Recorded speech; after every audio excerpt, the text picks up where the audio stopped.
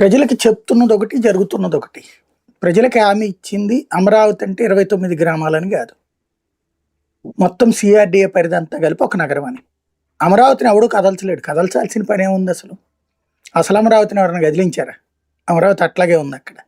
కొత్త అమరావతి ఎక్కడ అన్నటువంటిది ఇప్పటికీ తేల్చట్లేదు. ఊరు అంటే ఊరు డిసైడ్ కాని నగరాన్ని ఇప్పుడు రాజధాని అని ప్రకటించారు. అది వింత ఇక్కడ.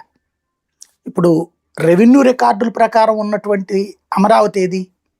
అమరలింగేశ్వర స్వామి ఆలయం ఉన్నటువంటి ఊరు.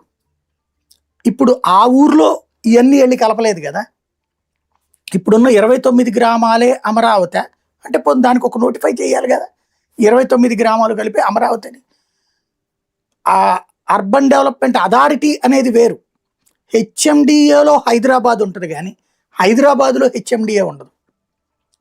కూడా ఇది కడప అర్బన్ డెవలప్మెంట్ అథారిటీ, దాంట్లో కడప ఉంటుంది కానీ కడపలో కూడా ఉండదు.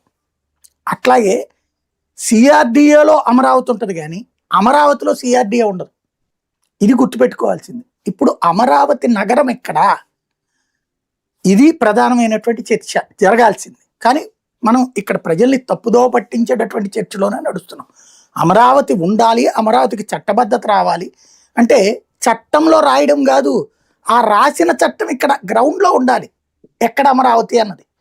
విజయవాడ గుంటూరులతో కూడింది అమరావతి అన్నది నోటితో చెప్తున్నాం, పేపర్లో ఇప్పటికీ కాలం రాస్తున్నాం అమరావతి అన్నటువంటి పేరుతో.